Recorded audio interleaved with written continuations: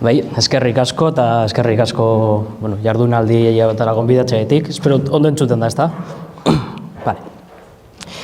Bueno, Etxiberrek esan moduan, bai, nik zuhaitz landaketen inguruan egin dut nire lana, eta etorri naiz apur bat nire lana aurkeztera, eta ideia nagusi batzuk ematera guzti honen inguruan. Gai hau ondo ulertzeko, lehenengo ulertu behar dugu biodibertsitatea zer den, eta zergatik den garrantzitsua. Nik uste dut askotan hasten zaigulako garrantzia galdera honena, ezta? Zergatik den garrantzitsua. Gero baso eta landaketen inguruan hitz egingo dut apur bat, testu ingurua hemengo, batez ere Gipuzkoa eta Bizkaiakoa, nik Bizkaian egin dut lana, kokatzen joateko, eta gero emaitza batzuk, proposamenak eta ideiak. Orduan, biodibertsitatea zer den azaltzeko, gauza oso zaila da, egia esan, nik ere ez dakit ondo azaltzen, ez dut ondo ulertzen ere askotan, da gauza oso handi bat, eta nik esango nuke biodibertsitatea dena dela. Neurtzeko modu ezberdinak daude, bio zati horren, hitzaren bio zati horretan, edo zer gauza sartu daiteke, bizitzarekin zer ikusia duen azkenean, adibidez ekosistema bat, izan daiteke, orduan ekosistemen dibertsitatea dukiko genuke, baina normalan hartzen dugu biziduna, ezta? Bizitzaren oinarri moduan bizidun bat. Eta bizidunak aztertu ditzakegu modu ezberdinetara. Adibidez, espezie kopurua, hau dela, arruntena eta simplena, eta denok erabiltzen duguna, eta denok ulertzen duguna. Espezie konposaketa ere bai, ez da berdina espezie batzuk agertzea, edo beste batzuk, baso desberdinetan, espezie desberdinak agertuko dira. Eta nik hauek biak ekarri ditut ona, eta batez ere dira aztertu ditudanak, baina baditu ere bai espezieak betetzen dituzten funtzioak, hau da apur bat ikuspuntu antropozentriko batetik begiratuta, espezieak azkenean berez ez dutelako funtziorik betetzen, egiten dutena da bizi, eta bizitzeagatik ekosistemari onura batzuk ekartzen dizkie, bizidun horiek. Eta gero, Arturok lehen aipatu den bezala, genetika desberdinak izatea ere bai, litzateke biodibertsitatea ez. Imaginatu zuhaitz landaketen kasuan, daukagula pinu landaketa bat, guztiak genetika berdina dituzte, pinu guztiek, gaixotasun bat sartzen da, eta genetika horrek ez dauka gaitasuna gaixotasun horreri aurre egiteko, barazo bat daukagu, dena gaixotuko direlako.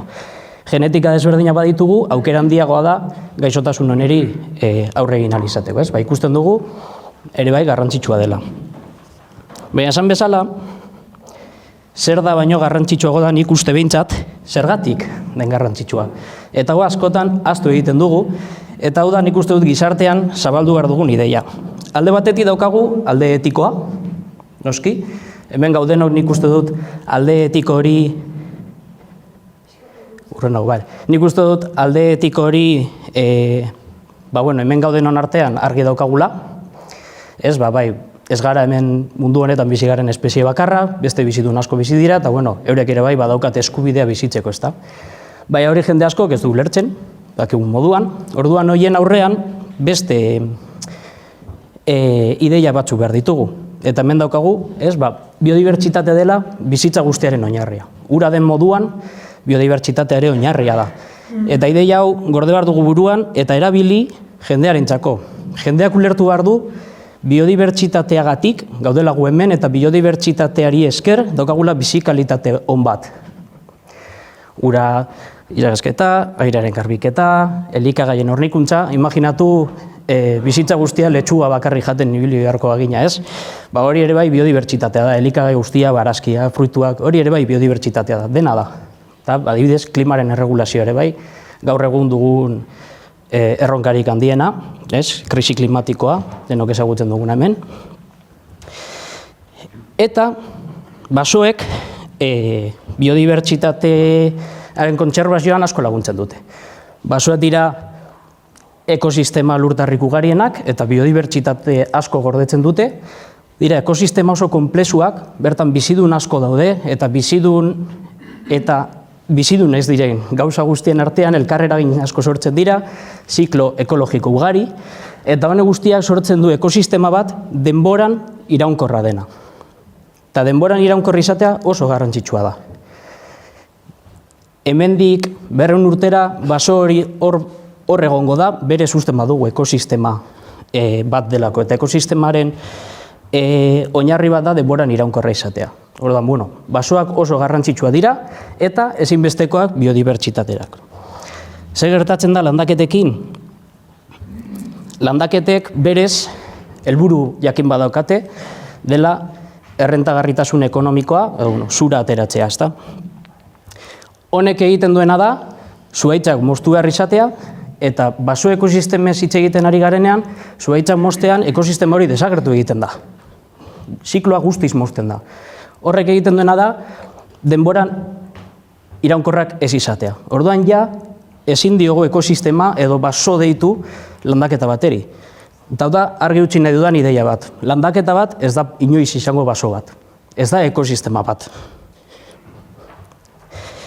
Hemen jarri dut beste ideia bat, sistema kapitalistan beharrezkoa direla. Eta egia da, ezta? Bizigaren sisteman landaketak ez baditugu, ezin dugu behar dugun papera, adibidez, produzitu.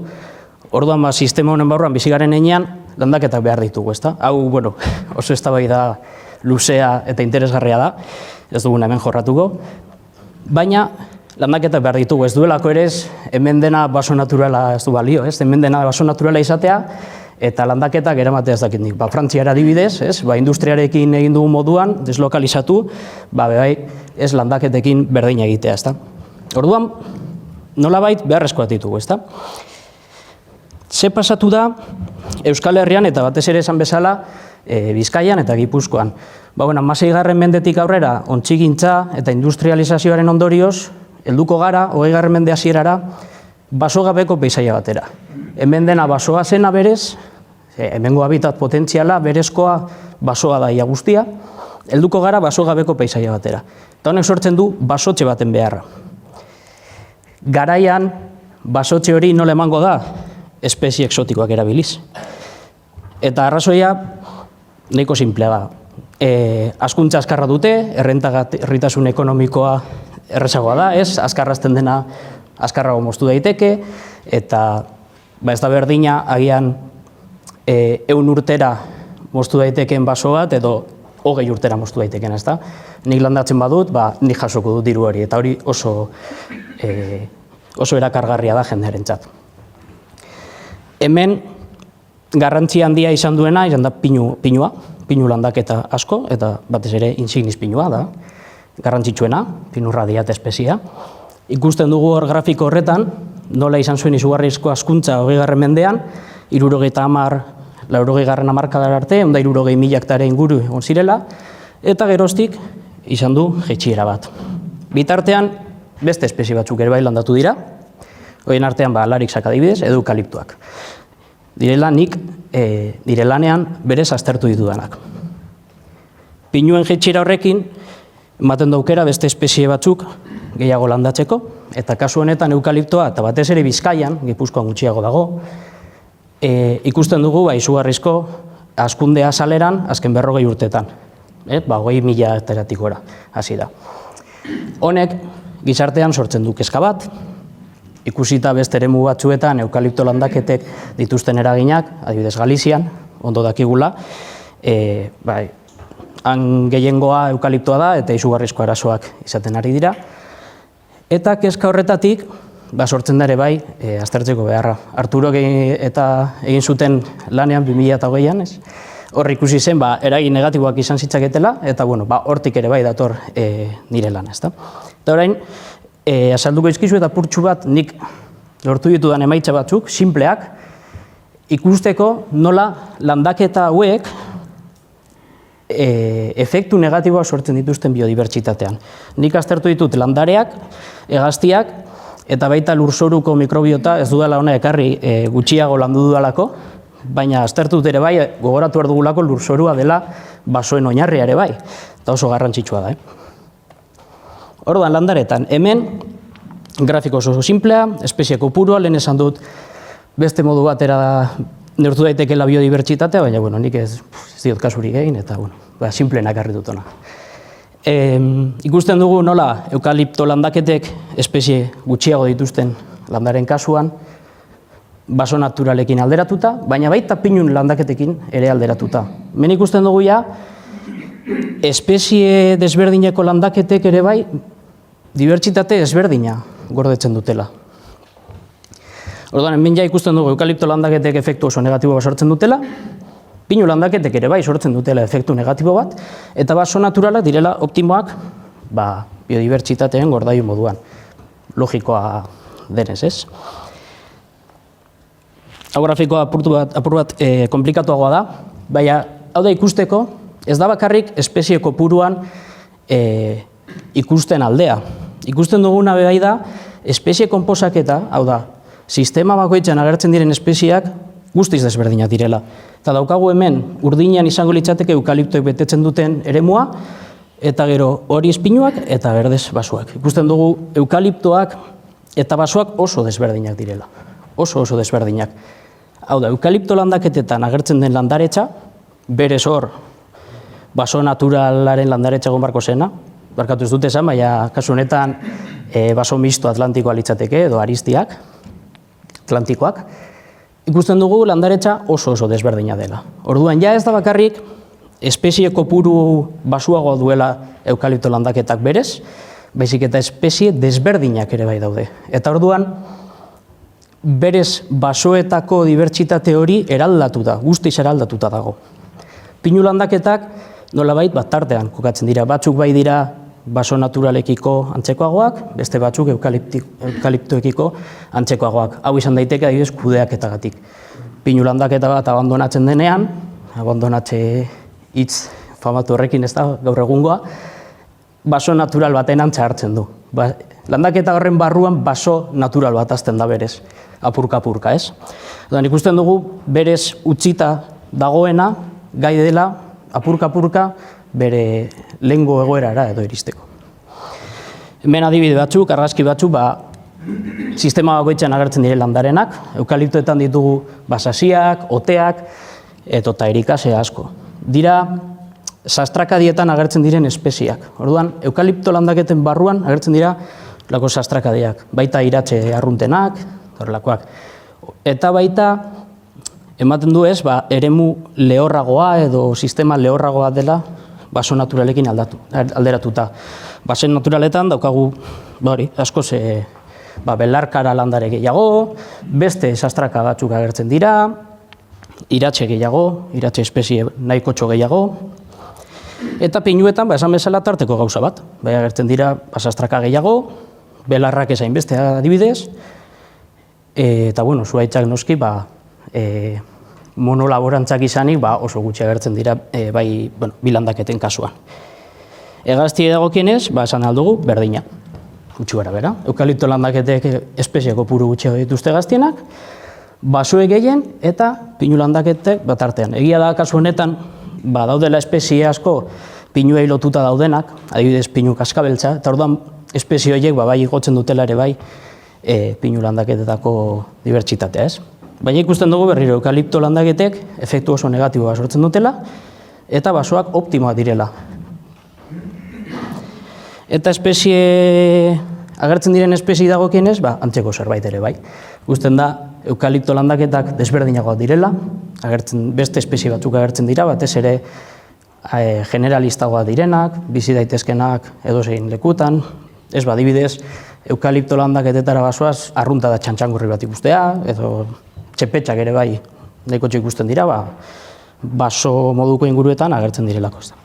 Hemen ditugu espezie adibide batzuk, gailupa, tuntuna agertu daitezke eukalipto landaketetan, agian baso natural baten horrelakoak ikuste batzutan arraro izan daiteke, basoetan, eta hemen adibidez garrapoa aipatu nahiko nuke, garrapoa dela gure basoetako espezie oso tipiko bat, ia bakarrik agertzen da baso naturaletan, landaketetan ez da agertzen. Duen jagoaz ikusten ere bai, espezie batzuen beharra zein den, eta landaketetek ez die ematen behar duten hori bertan bizitzeko. Eta aipatutakoa pinuetan adibidez, pinu kaskabeltza moduko espeziak agertzen dira ere bai, pinuekin oso lotuta daudenak. Hemen ikusi dugu, espezie kopurua jaisten dela, landaketetan baso naturalekin alderatuta, konposaketa ere bai, espezie guztiz desberdinak dira, baina interesatzen zitzaigun ere bai, aztertzea, zerk eragiten duen espezie horiek hor egotea edo ez egotea, ezta? Eta, bueno, begiratu genuen ze faktorek eragiten dion orduan biodibertsitate horri. Begiratu genuen paisaia, topografia, baso egitura, lurzorua ere bai, eta, bueno, egurria, ezta? Hau denek eragin bat dute biodibertsitatean, eta, bueno, faktore gehiago ere bai badaude, ez? Guk ikusi genuena zen, batez ere, paisaiak, hegaztien kasuan batez ere, baina landaretan ere bai, eragin handia duela. Hau da, ez da bakarrik landaketa hori zer den, edo baso hori zer den. Inguruan daukana ere bai oso garrantzitsua da, eta hortik ere bai dator basoen tamaina, baso handia bada, inguruan edukiko duena basoa da. Baina txikia bada, eta inguruan landaketak baditu, honek eragina handitzen du basoietan, eta basoiek biodibertsitatea basuago edukiko dute inguruan landaketak edukitzegatik, eta batez ere eukalipto landaketen kasuan. Gero noski, baso barruan duen egiturak, lurzoruak ere bai, ikusi dugu eukalipto landaketetan, ez dakigu oraindik oso ondo zergatik, baina pH-a baxuagoa dela adibidez, lurzorua ere bai eraldatzen da, egurria ez da uzten asko landaketetan, eukalipto landaketetan gutxiago aurkitu dugu gainera, eta hau guztia kudeaketaren barruan sartzen da. Orduan, landaketak nola kudeatzen ditugun, oso garrantzitsua da, kudeatzeko era horrek eragingo du biodibertsitatean eragin negatiboak edo esain negatiboak izatea. Eta hortik, ekarri ditutona bi proposamen oso orokor, eta hemen nik uste dut denok defendatzen ditugunak. Bat da, paisaia mailako kudeaketari lotuta, behar ditugula mosaikoak, esan dugu landaketak behar ditugula, orduan, landaketak izango ditugu, baina baso naturalak ezinbestekoa dira, eta landaketen inguruan ere bai. Baso naturalek laguntzen dutelako landaketa horietako biodibertsitatea handitzen. Ezinbestekoa da baso naturalak leku guztietan egotea. Eta baita habitat irekiak ere bai. Ez da bakarri dena basoa izan behar, habitat irekiak ere bai beraiena ematen diote biodibertsitateari. Hau oso zaila da, paisaia mailako kudeaketa oso zaila da, eta oso konplexua, eta egin beharko litzatekena da gizarte guztiaren artean zerbait erabaki. Ez da bakarrik hemen bertan dauden, diputazioetan dauden teknikariek egin beharrekoa, baizik eta denok antolatu edo denok erabaki behar dugun zerbait da. Eta hori nik uste dut oso garrantzitsua dela, eta buruan gordetzeko ideia bat. Eta gero daukagu, sail mailako kudeaketa. Sail mailako kudeaketa, Arturo lehen azaldu den moduan, orain arte oso intentsiboa izan da, eta oraindik ere bada. Orduan, hau aldatu behar dugu. Hau aldatu behar da, bertan egin daitezkeen gauzek favoratu dezaketelako apur bat gure biodibertsitatea. Adibidez, espezie aukeratzea, eukalipto aukeratzea agian ez da aukera ona, beste espezie batzuk aukeratu beharko lirateke, agian bertako espezieak erabiltzea landaketetarako onuragarria izan daiteke ere bai, nik ikusi dut landaketa batzuetan aritza ere gai dela oso azkarrazteko, adibidez. Baso egitura ere bai, imitatu beharko genuke baso natural bat, ez izatea zuetz guztiak adin berdinekoak, heterogeneitasun hori handitu, egurria utzi behar da, ez da dena eraman behar landaketatik, bertan utzi daiteke, eta honek favoratzen du ere bai. Batzuk praktika errezak dira, agian ez dira interesekoak, baina errezak dira, eta egin daitezke. Eta gero noski, mosketa, hemen arazo izugarria dago matarrasekin. Matarrasa mosketak nik uste dut gelditu behar ditugula. Beste modu batera moztu daitezke, zuhaitzak apurka ateratzen, beste modu asko daude, baina matarrasak kalte handiak eragiten ditu. Orduan, ideia nagusiak, etxera eramatekoak, hausnartzekoak eta kontatzekoak, jendeari eta gizartean kontatzekoak, Enik eta behin, biodibertsitatea kontzeptu zabala eta konplexua dela, eta saiatu behar garela ondo ulertzen horrek engloba dezakeen dena, biodibertsitatea bizitzaren oinarria dela, biodibertsitate gabe ezin gara bizi, edo ezin dugu bizi kalitate on bat eduki, eta hori beharrezkoa dela bizi kalitaterako, eta hau jendeari, bere bizi kalitatea jaisten denean, honek eragiten dio jendeari, agian hau erabil dezakegu. Zuhaitz landaketak ez direla basoak, ez da ekosistemak, hau ezinbesteko ideia da, eta gainera beti beti ja landaketa bat izateagatik izango duela efektu negatibo bat. Konturatu behar gara, bale, landaketa bat jarriko dut, baina kontziente izan behar gara, horrek efektu bat izango duela. Kudeaketa horrek berak efektu bat izango du. Eta hau beti da. Batzuetan gehiago, adibidez eukalipto landaketen kasuan, efektuak oso handia dira. Orduan, nik hemen esaten duena da eukaliptoko landaketak baztertu behar ditugula. Eta, bueno, zientzialara zara eta neutrala izan behar zara, baztertu. Eukalipto landaketak baztertu. Eta, era berean, baso naturalak babestu. Baso naturalak ditugunak babestu behar dira eta gehiago behar ditugu ere bai. Eta azkenik, orain aipatu dudanez, paisaia sail mailako kudeaketa iraunkorra behar ditugula eta denon artean erabakitzekoak. Niretzat hau azpimarratzekoa da, ez desatela 5 pertsona bakarrik egin, baizik eta aktore asko jarriko ditugu harremanetan eta honela halko dugu kudeaketa iraunkor horiek nola diren erabaki. Eta hau izan da nire aldetik guztia, eskerrik asko.